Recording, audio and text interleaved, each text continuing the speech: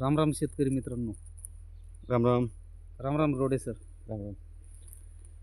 योगेशराव, आपण मागच्या बऱ्याच महिन्यापासून वेगवेगळ्या फळबागांच्या नियोजनासाठी जातोय आणि असंख्य शेतकऱ्यांना आपण भेटलोय. तर भेटल्यानंतर एक जाणीव झाली की शेतकऱ्याच्या खूप समस्या आहेत आणि ह्या समस्यांचं निदान होणं आवश्यक आहे. त्यामुळं विचार केला की आपण ह्या समस्यांवर चर्चा करूयात एकदा आणि काय निदान होऊ शकतं. कारण हे बघा, बऱ्याचशा गोष्टी सरकारी स्तरावर होतात, बऱ्याचशा गोष्टी शेतकऱ्यांना आपल्या स्तरावर करायचं असतं. पण बऱ्याच वेळेस काय होतं की शेतकऱ्यांकडे समस्या असल्यानंतर सुद्धा शेतकरी त्या समस्यांचं निदान वेळेवर करू शकत नाही. तर ते तत्परतेने त्यांनी करावं, याच्यावर आपण ह्या चर्चांवर जनरल डिस्कशन करूयात. तर तुमच्या नजरेमध्ये अशा काय काय समस्या आपल्याला शेतकऱ्यांच्या आढळल्यात? सर्वात सुरुवातीला आपण फळबागेवरती जास्त काम करतो. तर फळबागेवरती सुरुवातीची समस्या बघितली तर शेतकरी सर्वात सुरुवातीला आर्थिक परिस्थिती आर्थिक परिस्थिती होती म्हणजे ती तशी आर्थिक असते. परिस्थिती एकदम डाऊन, एकदम बिकट असते. नाही, आता फळबागाचं नियोजन करण्यासाठी त्याला ऊस विकल्यानंतर पैसा येईल, तो पैसा आल्यानंतर मी फळबागेचं नियोजनाला लावील, असे अशा असे म्हणजे उत्तर आपल्याला मिळतात. शेतकऱ्यांची मानसिकता कशी झालेली आहे. आता फळबागेमध्ये कसं असतं, कुठलाही बहार नियोजन करत असताना तुम्ही मोसंबी असो, सीताफळ असो, डाळिंब असो, त्यानंतर अनेक जी काही फळबागेमध्ये जे बहार नियोजन करतो आपण, तर त्या बहार नियोजनामध्ये आपल्याला योग्य वेळी म्हणजे आता समजा आपण आंबे बहार नियोजन करतोय, तर आंबे बहार नियोजनामध्ये आपल्याला जी विश्रांती काळ असतो, कुठल्याही फळबागेमध्ये जो विश्रांती काळ असतो ना, तो विश्रांती काळ फार महत्त्वाचा आहे. आणि त्या विश्रांती काळामध्ये आपल्याला कोणती कामं करायची, त्याच्यामध्ये आपल्याला फळबागेमध्ये मेहनतीचं नियोजन असेल, त्यानंतर आपलं खताचं नियोजन असेल, त्यानंतर फवारण्याचं नियोजन असेल, त्यानंतर शेतकऱ्यांना आता बऱ्याचशा फळबागेमध्ये काडी काढायचं नियोजन असेल, त्यानंतर काही ठिकाणी गवताचा प्रादुर्भाव जास्त असतो, ते गवताचं नियोजन असेल, अनेक प्रकारचं नियोजन आहे. आता हे प्रत्येक नियोजन करत असताना शेतकऱ्यांना सगळ्यात सुरुवातीला पैशाच्या अडचणी येतात. तर मग त्याच्याकडे ते योग्य वेळेवर पैसा हां, नसतो. योग्य वेळेत पैसा नसतो. बरं ठीक आहे, काही शेतकऱ्यांचं नियोजन असतं, पैसा असतो, तर त्यांच्याकडे मार्गदर्शन नसतं. काही जण आपल्या पद्धतीनं, पारंपरिक पद्धतीनं जशी शेती आली आहे, त्याच पद्धतीतून बाहेर निघायला तयार नाही. पण मग असे जी मानसिकता आहे शेतकऱ्यांची, त्या मानसिकतेमुळं शेतकऱ्यांचं काय होतंय, जे आधुनिक तंत्रज्ञान आहे, जे आधुनिक गोष्टी आहे, ज्याच्यामध्ये आपण आता भरपूरचं बघतोय, फळबागेमध्ये आधुनिक दृष्टिकोन आपण राबवले, तर त्यानुसार आपल्या उत्पादनात वाढ होते. आपण मार्केटनुसार किंवा मार्केटला जशी आवश्यकता आहे, त्यानुसार आपण उत्पादन काढू शकतो. मग अशा वेळी शेतकऱ्यांनी आपली थोडी मानसिकता बदलणं फार गरजेचं आहे. आपण थोडं पारंपरिक पद्धत बाजूला ठेवून आधुनिक पद्धतीकडे जाणं फार गरजेचं आहे. जेणेकरून काय होतंय, आज आपण बघतोय वाढती महागाई, माणसांच्या गरजा, अनावश्यक गरजा वाढत चालल्या आहेत. तर ह्या गरजेचं तो परिवार चालवण्याचा हा खर्च जे वाढलाय रोज जसं. त्यांचा उदरनिर्वाह असो, त्यांच्या अनेक गरजा असो, त्या गरजा भागवण्याचं एक त्याला उत्तम साधन बनवायचं असेल, तर त्यांना पारंपरिक शेतीपासून आधुनिक शेतीकडे वळणं फार गरजेचं आहे. तर मला वाटतंय शेतकऱ्यांनी फळबागेमध्ये जे नियोजन असतं, ते प्रॉपर नियोजन करावं. प्रॉपर मार्गदर्शन घ्यावं. जेणेकरून काय होईल, त्यांच्या उत्पादनात तर वाढ होईलच, पण अनावश्यक खर्च टळेल त्यांचा. आणि त्यांची झाडांची जी उत्पादनाची क्षमता वाढून जाईल. त्यानंतर झाडांची जी आपण काय म्हणतो लाईफ म्हणतो, ज्या झाडाचं जीवन, झाड त्यांचे लाईफटाईम चालतील. कारण काय होतंय, अनेक ठिकाणी बघतोय आपण रासायनिक खताचा उद्रेक वाढू लागला. केमिकल्स कोणत्या पण पद्धतीची वापरली जाऊ लागली. हे बघा, आपल्याला कुठल्या कंपनीसोबत काही याचं हे करायचं नाही. पण जे बागेमध्ये अनावश्यक कामं चालू आहे, त्याच्यावरती आपल्याला शेतकऱ्यांना बोलायचं आहे आज. तर अनावश्यक जो खर्च चालला आहे, केमिकलचा उद्रेक होऊ लागला आहे, रासायनिक खतांचा उद्रेक होऊ लागला आहे, तणनाशकांच्या फवारण्या, म्हणजे आता त्याला पर्याय नाही शेतकऱ्यांकडं. नाही, अनावश्यक नसतात, पण काय असतं माहिती आहे का, प्रत्येक फवारणीचा एक वेळ असतो. नाही, नाही, आणि नाही सर, कसं आहे माहिती आहे का, वेळ आहे वेळ कोणत्या फवारणीचा, आता केमिकल फवारणी जी आहे, बागेमध्ये केमिकल फवारण्या काही वेळेत घ्यावंच लागतं. पण काय असतं, शेतकरी जास्त रोगाचा प्रादुर्भाव झाल्यानंतर अजून हाय स्पीड केमिकलकडे जातात. पण सुरुवातीलाच आपल्याला त्या स्टेज दिसल्या. आता शेतकरी नाही ओळखू शकत, पण तुम्ही मार्गदर्शक कोणाकडून मार्गदर्शन घ्या. तुम्ही जो तुमच्याकडं अवेलेबल आहे, तो मार्केटमधला असो, कंपनीचा असो, कोणी असो, डॉक्टर असो, त्या फळबागेसंबंधी ज्याला जास्त माहिती, जाणकार ज्याला म्हणू आपण, त्याचं मार्गदर्शन घ्या. त्याचं मार्गदर्शन घेऊन तू योग्य स्टेजमध्ये आता काय होतंय, भरपूरशा ठिकाणी आता समजा दमट वातावरण वाढलं, त्यावेळेस कोळी, रसशोषक किडीचा प्रादुर्भाव वाढून जातो. मग अशा वेळी ते दमट वातावरणाची सुरुवात होताच आपण जर पूर्वपर्यायी त्याला जर योजना राबवल्या किंवा त्या वेळेत जर फवारण्या केल्या, तर अजून अनेक पुढं जे आपल्याला हाय लेव्हलची जी फवारणी करावी लागते केमिकलची, ती करायची गरज पडत नाही. याच्यासाठी नियोजन करणं गरजेचं असतं तर सर. आर्थिक समस्येमध्ये आपण जे म्हणतो ना, फळबागायतदार जो शेतकरी आहे, त्याचं काय होतं माहिती आहे का? तो त्याचा माल हार्वेस्ट केल्यानंतर त्याला एक गठ्ठा पैसा मिळतो. त्यावेळेस त्याच्या प्रायोरिटीज काय असतात, की कोणत्या बँकेचं लोन चालू आहे, मुलींचे लग्न करायचे, कुठं घर बांधायचं, अशा खर्चामध्ये त्याचा पैसा निघून जातो.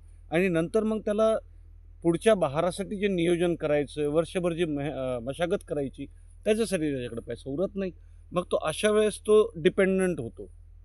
मनी लेंडर्सवर डिपेंडंट होतो किंवा मग सहकारी बँका आहेत किंवा बँकेकडनं कर्ज घेतो. मग त्या चक्रामध्ये तो चालू. तर अशा परिस्थितीमध्ये शेतकऱ्याकडे काय उपाय आहेत? त्याने कसं नियोजन करावं? त्याचं आर्थिक नियोजन कसं करावं? हे बघा, जोपर्यंत त्याचं आर्थिक नियोजन होणार नाही, तो वर्षभराची मेहनत एक प्रॉपर तरीकेने नाही करू शकत, असं मला जाणवतं. तुमचं काय म्हणणं आहे याच्यावर?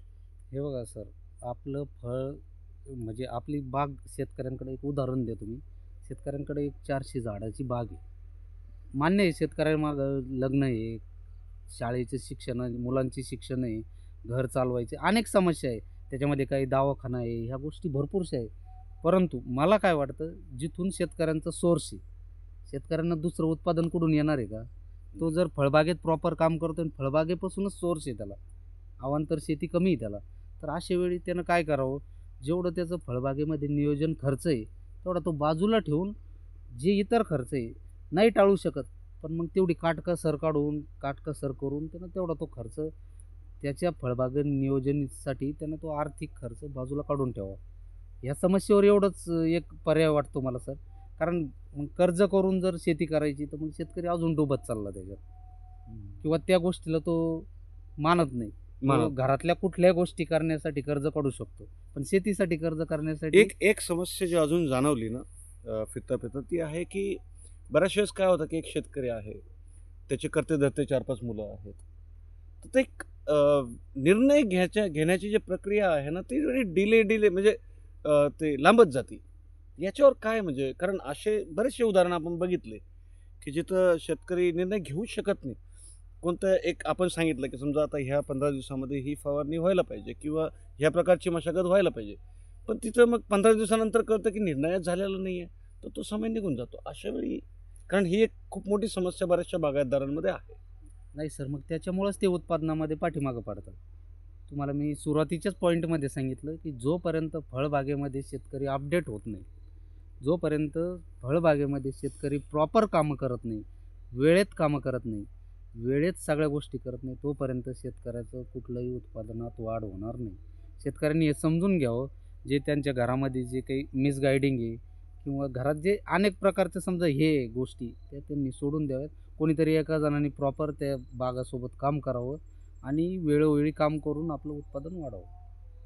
अजून काय समस्या जाणवल्या तुम्हाला ह्या काळामध्ये? आता आपण जे ह्या 2-3 महिन्याच्या काळामध्ये आपण फिरलो, जागोजागी आपण व्हिडिओ बनवले, वेगवेगळ्या बागेत गेलो आपण, मोसंबीच सोडा, आपण आंब्याची बागं बघितली, कारण आपण हे बघितलं की मराठवाडा सीता असो, विदर्भ असो, पश्चिम महाराष्ट्र असो, उत्तर आपण जिथून जवळजवळ सगळीकडे सारख्याच समस्या आहेत. सारख्याच समस्या आहेत. आणि काय होतंय, बऱ्याचशा वेळी काय होतंय, शेतकरी काही गोष्टी कामं टायमावर करतो, कधी-कधी निसर्गही त्याला धोका देतो.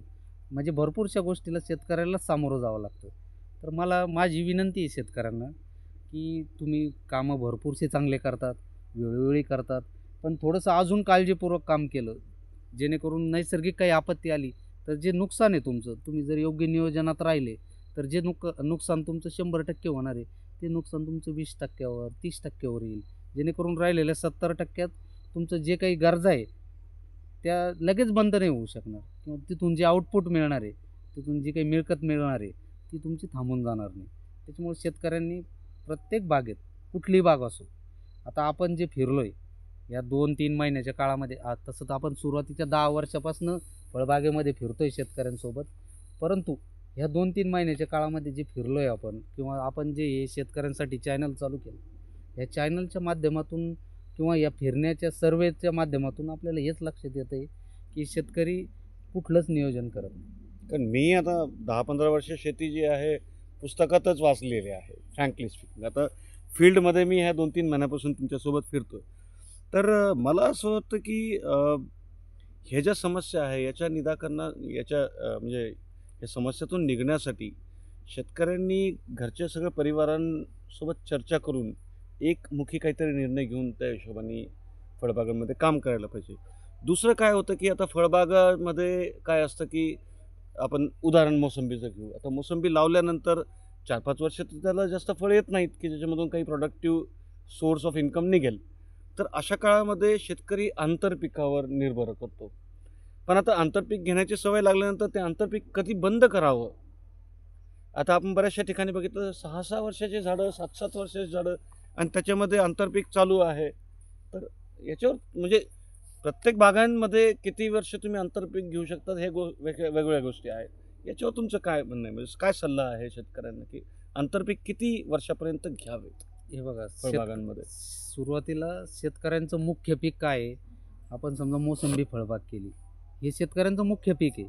परंतु शेतकरी त्याच्यामध्ये एक 2 ते 3 वर्षापर्यंत, जोपर्यंत मोसंबीचं झाड एक चांगल्या ग्रोथमध्ये येत नाही, जोपर्यंत मोसंबीचे जारव्या, जी आपण सोडलेली जागा आहे लागवड पद्धती, त्या लागवड पद्धतीच्या मधल्या भागामध्ये जोपर्यंत मोसंबीचा जारवा पोहोचत नाही, तोपर्यंत शेतकरी त्या 3 वर्षापर्यंत ज्यावेळी झाडाचं प्लांटेशन छोटं असतं, झाडाची जी ग्रोथ असते ती कमी प्रमाणात असते, झाडाची भूक कमी असते, अशावेळी शेतकरी मोसंबीच्या झाडांच्या पिकापेक्षा छोट्या साईजची पिकं ते त्या आंतरपीक म्हणून घेऊ शकतो त्या जमिनीत. परंतु 3 वर्षानंतर 4थं आणि 5व्या वर्षात मोसंबीमध्ये कुठलंही पीक घेणं शेतकऱ्यांना टाळावं. का बरं? तर 4थ्या वर्षामध्ये बऱ्याचशा मोसंबीमध्ये आपण बघतोय, मोसंबीला जेवढा खर्च लागेल तेवढं उत्पादन मोसंबी देते 4थ्या वर्षामध्ये. म्हणजे झाडावर लोड टाकून नाही, पण तो हे आता सदाहरित वृक्ष आहे मोसंबी, त्याला तो बहार येतो. तेवढे फळं जरी आपण सांभाळली झाडाच्या कंडिशननुसार किंवा झाडाच्या कॅपॅसिटीनुसार, तरी ते तेवढं उत्पादन देतं की जेवढं मोसंबीला आपण वर्षभरात खत, पाणी, त्याच्या डेव्हलपमेंटसाठी जे खर्च करणार आहे तेवढं उत्पादन देतं आहे. तर मग 4थ्या-5व्या वर्षात त्यांनी तसंच करावं, आंतरपीक टाळावी आणि मोसंबी जे काही थोडंफार फळ निघते त्याच्यावर त्याचा उदरनिर्वाह करावा, मोसंबी डेव्हलप करावी, थोडासा खर्च आपल्या खिशातून टाकावा, जेणेकरून 5व्या वर्षानंतर 6व्या वर्षात किंवा 5व्या वर्षात म्हणू आपण, चांगली मोसंबी जर बनली तर 5व्या वर्षातही आपण त्याच्यासोबत व्यवस्थित काम करून, व्यवस्थित नियोजन करून पाहिजे त्या प्रमाणात उत्पादन घेऊ शकतो. जसं आपल्या झाडाचे समजा 5व्या-6व्या वर्षात जसं झाड बनलं किंवा झाडाच्या फळफांद्या वगैरे या सगळ्या कॅपॅसिटीनुसार आपण त्याच्यासोबत उत्पादन घेऊ शकतो. फळबागांमध्ये जर बघितलं तर आपण नियोजनामध्ये पान, देठ, माती आणि पाणी ह्या 4 प्रमुख त्यांचे आपण म्हणू शकतो की विषय आहेत किंवा मुद्दे आहेत, ज्याच्यावर सगळ्यात महत्त्वाचं ध्यान असायला पाहिजे. याच्यावर तुम्हाला काय म्हणायचं? हे आहे बरं का. जे रोग लागतात तेही म्हणजे ह्याच मध्ये काही गळ होते देठामध्ये लागल्यानंतर, पानामध्ये काही प्रॉब्लेम झाला तर ते प्रकाश संश्लेषणाची जी क्रिया आहे ती बाधित होते. पाणी जर खराब असेल किंवा जमिनीची पत वेगवेगळी असते, तर जमिनीच्या पतमध्ये जर काही कमी असेल, जास्त असेल, तर हे सगळ्यात महत्त्वाचे मुद्दे आपल्याला जे जाणवले, याच्यावर तुमचं काय म्हणणं आहे? सुरुवातीला शेतकऱ्यांनी असे काही त्यांच्या बागेमध्ये जाणवलं, आपल्या देठामध्ये प्रॉब्लेम आहे, पानामध्ये डिफिन्सिसी आहे, कुठं पान आपलं पिवळं पडतं आहे, पानामध्ये वेगवेगळ्या म्हणजे शिरामध्ये काही पिवळ्यापणा दिसतो आहे, कोरा दिसतं आहे, म्हणजे जे न्यूट्रियन्सची जी कमतरता आहे, तर याचे त्यांनी लॅबमध्ये, आता अनेक लॅब आहे, मग ते देठ झालं, ते पान झालं, सरकार अशी सुविधा आहे, सरकारी सुविधा आहेत. जसं तुम्ही माती परीक्षण करता तसं पान, खाजगीमध्ये सुद्धा बऱ्याचशा खाजगी लॅबोरेटरीज भरपूर लॅब आहेत, तुम्ही ते चेक करून घ्यावा. त्या आपल्या झाडामध्ये कोणती कमतरता आहे ती आपल्याला तिथं जाणवते. मग आपण ते चेक केल्यानंतर किंवा ते आपला रिपोर्ट आल्यानंतर आपल्याला लक्षात येतं आपल्या झाडामध्ये आपल्याला कोणता घटक वाढवायचा, जेणेकरून हे जे नुकसान होणार आहे आपलं. कारण काय होतं आहे झाडामध्ये 2च गोष्टी अशा असतात, की पान जे असतात खालून मूळ आणि पान ह्या 2 गोष्टी सांभाळणं फार गरजेचं आहे झाडामध्ये. पानाद्वारे सूर्यप्रकाशातून प्रकाश संश्लेषण क्रिया होते आणि अन्न निर्मिती होते. अच्छा, मूळ म्हणजे माती आणि पाणी, आणि पान म्हणजे तुमचं देठ आणि प्रकाश संश्लेषण सगळे. हां, ह्याच गोष्टी झाडामध्ये डेव्हलपमेंटसाठी काम करतात किंवा झाडामध्ये सगळ्या प्रक्रियेचं जे सर्क्युलेशन आहे ते ह्या 2 गोष्टी वाटच होतं. म्हणून या 2 गोष्टीकडे जपणं आपल्याला फार गरजेचं आहे. तर शेतकऱ्यांनी हा मुद्दा लक्षात घ्यावा, की आपल्या पानामध्ये काही प्रॉब्लेम राहता कामा नये आणि जी झाडाची मुळं असतात, आता मोसंबीसारख्या झाडामध्ये भरपूरसं मूळ असतं. तर मग ही मुळांची पण आपण वेळोवेळी त्याला अच्छा, ते 2 प्रकारचे मुळं, एक तर झाडाला धरून ठेवणारे आणि जे याच्यामधलं जारवा असतो ज्याला जारवा, म्हणतो आपण, ज्याला ज्याला अन्न ग्रहण करणारी मुळी म्हणतो आपण, ती जेव्हा तुम्ही पाणी खतं द्याल तेव्हाच ती उपलब्ध असते. इतर वेळी ती फक्त सुप्त स्वरूपात पडलेली असते. तर मग अशा वेळी आपण ती जपणं गरजेचे असतं. कारण काय असतं, जिथं पाणी आणि मातीचा संपर्क येतो तिथं अनेकसे रोग तयार होतात. मग त्या रोगांसाठी आपण निवारण करण्यासाठी आपल्या बागेमध्ये नियोजित पद्धतीत, आता आधुनिक पद्धतीत धरलं तर आपण ड्रीप असणं गरजेचं आहे. त्या ड्रीप वाटा आपण वेळोवेळी थोडंसं ट्रायकोमोनस, सुडोसारखी काही मित्रकिडी, जी जीवाणूंची भरपूरशी गरज आहे आपल्या जमिनीमध्ये. कारण आपण रासायनिक खताचा उद्रेक केल्यामुळं, अति प्रमाणात वापरल्यामुळे जमिनीतली भरपूरशी मित्रकिडी मरून जातात, जी आपल्याला झाडाला अन्नद्रव्य उपलब्ध करण्यासाठी वेळोवेळी मदत करत असते. तर मग ती मित्रकिडी डेव्हलप होण्यासाठी आपल्याला वरून ती जीवाणू वगैरे, ज्याला आपण कृषी संजीवनी किट वगैरे अशा गोष्टी म्हणतो, किंवा आपण त्याला अशा गोष्टी आपण त्याला सोडू शकतो. बरेचसे प्लांट ग्रोथ हार्मोन्स आपण ड्रीपमध्ये सुद्धा देऊ शकतो किंवा फवारणी देऊ शकतो. हां, याच्यावर बी ते थोडंसं तुम्ही कधी काही कधी काय होतं, सांगितलं. आता न्यूट्रियन्सची कमतरता असते झाडामध्ये. तर अशा वेळी आपण ती न्यूट्रियन्सची कमतरता कमी करण्यासाठी ड्रीपद्वारे आपण न्यूट्रियन्स सोडू शकतो. तर आधुनिक पद्धतीमध्ये ड्रीपचा हा फार मोठा उपयोग होतो. अजून ड्रीपद्वारे काय होतंय, आधुनिक पद्धतीने ड्रीपद्वारे आपण अजून जी लिक्विडमध्ये खतं असतात NPK, समजा काही वेळेत काय होतं, चुनखडीयुक्त जमिनीमध्ये झाडाला अन्नद्रव्य साठा लवकर उचलला जात नाही. चुनखडी जास्त जमिनीत, तिथं पण फळबागा लावण्याची शिफारसच नाही आहे विद्यापीठाची कुठल्याही, परंतु शेतकरी लावतात काही वेळी. मग अशा वेळी शेतकऱ्यांनी थोडंसं नियोजन करायला पाहिजे. अजून अजून एक जी समस्या आढळली ती आहे की फळबागामध्ये शेतकरी काम करतो आणि फळ काढणं इथपर्यंत तो आपलं काम समजतो. पण आता फळ काढणं आणि त्याला मार्केटमध्ये विकणं, ह्यामध्ये थोडेसे मग शेतकरी फसून जातो की बाई, तो ज्यावेळेस काढतो त्यावेळेस मार्केटमध्ये भाव कमी असतात आणि त्यांनी काढलं आणि विकल्यानंतर 15-20 दिवसांनी मार्केटमध्ये भाव वाढतात. तर याचं काय, कसं शेतकऱ्यांनी, म्हणजे याच्याविषयी तुमचं काही मार्गदर्शन शेतकऱ्यांना? नाही, काय करावं शेतकऱ्यांनी, फळ विकताना मार्केटचं थोडं रेशो बघायला पाहिजे शेतकऱ्यांनी. मार्केटमध्ये कुठले रेट, कुठल्या मार्केटचे काय असतात. कारण वेगवेगळे ग्रुप आहे सोशल मीडियावरती. आता भरपूरसे ॲग्रीचे पण कृषी विभागाचे सुद्धा ग्रुप आहेत, ज्याच्यावरती दररोज भावफलक येत असतं. प्रत्येक मोंड्याचं भावफलक येत असतं. शक्यतो आता मोसंबी झालं, डाळिंब झालं, सीताफळ झालं, हे एक्सपोर्ट होणारी फळं झालीत आता. बाहेरच्या म्हणजे आंतरदेशीय मार्केट, आपल्या देशाच्या बाहेरच्या मार्केटला जास्त डिमांड वाढू लागली या फळांची. मग अशा वेळी मार्केटचे रेट्स कमी जास्त होत असतात. तर शेतकऱ्यांनी हे जे मार्केटचे रेट आहे याची थोडीशी चौकशी करूनच आपला बाग देण्याचा प्रयत्न करावा. आपल्याला अजून काही समस्या आढळतात? तर आपण अजून काही, आता शेतकऱ्यांसोबतच आहोत आपण, वर्षभर त्यांच्यासोबत राहणार आहोत. अजून काही तशा आपल्याला समस्या जाणवत राहिल्या तर आपण अजून व्हिडिओ बनवू, चर्चा अजून करूयात आपण शेतकऱ्यांना त्याच्यावर. परत चर्चा करू आणि शेतकऱ्यांना थोडंसं नियोजन करावं, हीच आपली अपेक्षा राहील. या व्हिडिओमध्ये आपल्याकडून काही चुकीचं बोलण्यात आलं असेल तरी शेतकऱ्यांनी आपल्याला त्याबद्दल माफ करावं बिलकुल कमेंट करून आम्हाला सांगावं आणि जर आमची कमेंट काही- करावं. आमच्याकडून काही चुकलं असेल ते पण सांगावं. आणि अजून काही मार्गदर्शनाची गरज वाटली किंवा आमच्याकडून काही मार्गदर्शन चुकतंय तर ते पण शेतकऱ्यांनी आमचा कमेंट बॉक्स म्हणजे तुम्हाला मार्गदर्शन करा, तुम्ही आम्हाला मार्गदर्शन करू शकता. हां, हे बघा, आपण थोडेसे शिकलेलो असतो किंवा नसतो, सगळ्या गोष्टी. आपल्याला आपला उद्देश काय आहे की फळबागामध्ये शेतकऱ्याचं उत्पन्न वाढावं. दोघांचाही तोच उद्देश आहे. आणि काय होतं, कधी कधी अनुभवाने सुद्धा उत्पादनात वाढ होते. बिलकुल. तर मग तुमच्या अनुभवाची आम्ही वाट बघू. आणि मला तरी वाटतं आपण शेतकरी आणि आपण मिळून एक व्यवस्थित फळबाग नियोजनासोबत पोहोचू असं मला वाटतं. बाकी तुम्हालाही जे काही समस्या अजून आढळत आहेत तर कमेंटमध्ये टाका, आम्ही त्याच्यावर पण चर्चा करण्याचा प्रयत्न करू, शेतकऱ्यांशीही चर्चा करू आणि आम्ही थोडंसं त्याच्यामध्ये काहीतरी अभ्यास करून याच्यावर आपण पुढच्या व्हिडिओमध्ये बोलू. तर प्लीज या व्हिडिओला लाईक करा, शेअर करा, चॅनलला सबस्क्राईब जरूर करा, कारण आमची तुम्ही जर सबस्क्राईब केलं, लाईक केलं, कमेंट केलं तर आमची एक इच्छाशक्ती वाढते की हां आपण जे करतोय एक आपण ज्याला योग्य योग्य कार्य करतोय करतोय. आणि अजून काय होतंय, तुमचे लाईक सबस्क्राईब वाढल्यानंतर हे व्हिडिओ सुद्धा समोर पुश होते. आम्हाला ॲप्रिशिएशनच एक्सपेक्टेड आहे. अजून शेतकऱ्यांपर्यंत हा पोहोचतोय, जेणेकरून आपल्याला पण काम करायला मजा येईल आणि बिलकुल. अजून शेतकऱ्यांपर्यंत आपण अजून आम्ही पोहोचू. जास्त स्फूर्तीने काम करू हो. शकतो या क्षेत्रामध्ये. चालेल शेतकरी मित्रांनो, परत भेटू पुढचे व्हिडिओ. धन्यवाद. तर योगेश म्हस्के साहेब, तुम्ही चर्चा शेतकऱ्यांसोबत साठी करतायत याच्याविषयी तुमचं धन्यवाद. शेतकरी मित्रांनो आणि बाकी जे शिक्षित वर्ग आहे या व्हिडिओला लाईक करा, शेअर करा आणि तुमच्या शेतकरी मित्रांपर्यंत पोहोचवा आणि तुमच्याकडेही काही कन्स्ट्रक्टिव्ह कमेंट्स असतील, सजेशन्स असतील, you are most welcome. Thank you. Myself R Santosh. धन्यवाद.